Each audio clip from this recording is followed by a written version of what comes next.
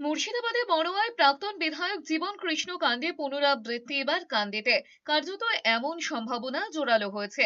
সোনা পাপ্পু মামলায় গ্রেফতার কলকাতা পুলিশের ডিসি শান্তনু সিনহা বিশ্বাসের দুটো মোবাইলের খোঁজে মঙ্গলবার তাঁর কান্দির সাদা অট্টালিকাতে হানা দিয়েছে ইডি। শান্তনু সিনহা গ্রেফতারের পর তাঁর দুটো গুরুত্বপূর্ণ মোবাইল ফোনের হদিশ পাচ্ছেন না ইডির তদন্তকারী অফিসাররা। মুর্শিদাবাদে কান্দির সে প্রাসাদোপম বাড়ির ভেতরে একটি পুকুর ঘিরে জল্পনা তৈরি হয়েছে, কারণ পুকুরের চারদিক সিসিটিভিতে মোড়া।